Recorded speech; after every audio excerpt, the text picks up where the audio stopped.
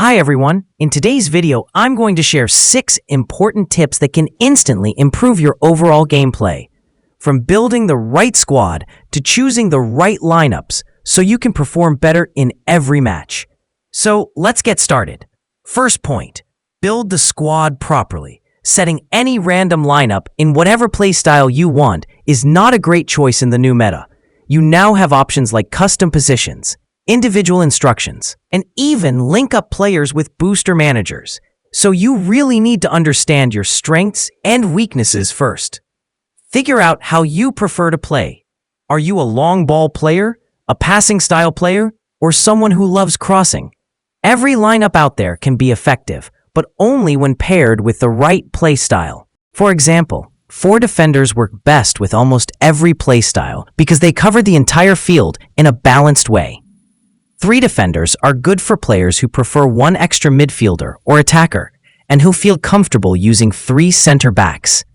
5 defenders are for players who attack less and focus more on holding their shape for low-scoring, controlled matches. My recommendation is this: more attackers for quick counterplay or long ball systems, more midfielders for possession gameplay and out-wide structures. Generally use tassing for your build-up, and use quick attacking long through balls for fast-paced games. Choose your setup based on how you actually play. Second point, player selection. Player selection is extremely important. There are certain types of players you should always have, no matter what lineup or playstyle you use. 1 attacking goalkeeper, 1 build-up defender, 1 anchor man, 1 playmaker, 1 hole player or orchestrator, and 1 goal poacher. These are universal performers. They work with almost every playstyle. I highly recommend keeping them in your active squad for better consistency. After that, you can build the rest of your team based on your personal needs. Just make sure you're not choosing too many players for the exact same position. A maximum of 2 substitutes for each position is more than enough alongside your main lineup players. Third point, assign needed roles. Always assign your in-match roles every time you change your lineup or switch players. Go to your in-match roles and pick the best players for each responsibility. Here's a simple but very useful tip. Choose a right-footed player for left corner kicks and a left-footed player for right corner kicks.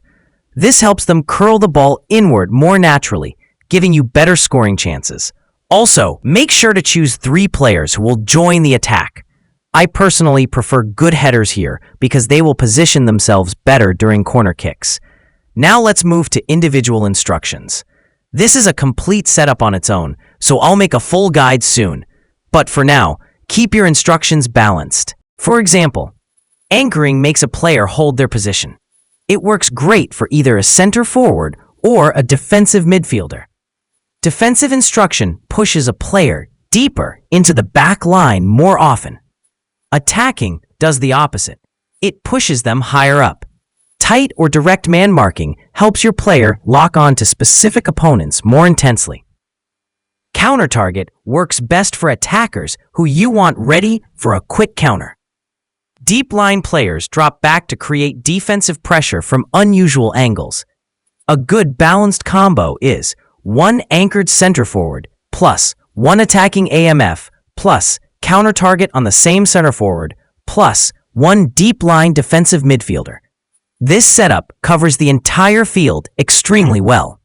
Fourth point, clean your passing. Be a player who focuses more on passing instead of unusual or unnecessary moves. A passing-based tactic is always deadlier than any fancy dribbling. Start practicing clean, accurate passes and learn to read angles properly. I already have a full passing guide video, so you should watch that. But remember, through passes, long passes, and short tiki-taka combinations are great skills to develop. You can literally dominate the field if you start passing 2 or 3 times more than your current average. Try to hit at least 100 passes in a single match. That's how you learn the real buildup of your squad and gradually play better. Fifth point, improve your vision. Whether you're passing, defending, or attacking, your field vision plays a huge role.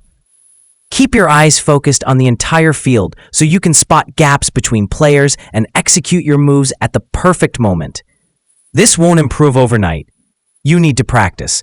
Try playing with 4 different camera angles: dynamic wide, dual, stadium, and live broadcast. These views will genuinely help you improve your vision and your ability to read the whole field. Also, try reading the radar. It's extremely helpful for long-distance positioning. I know it can be tough to follow the radar during intense moments, but look at it whenever possible. Over time, you'll naturally get better at reading the radar instinctively. 6th point, make simple finishing. Focus more on simple curls, regular shots, and necessary commands, instead of risky long-range shots, long curls, or fancy shooting types. This will drastically improve your scoring rate. I'm not saying you should avoid fancy shots. You should play whatever feels best for you, but master the simple finishes first. Whenever you go for a fancy shooting command, make sure you can score the simple way from that same situation. Only then should you try the fancy version. When you get better at normal shooting, you'll automatically learn the perfect distance, power, and angles for long shots or unexpected finishes. So these are the 6 tips I shared today. I hope you practice them and enjoy the game even more. Comment what guide you want next, and I'll try to cover that topic in the upcoming videos. See you soon.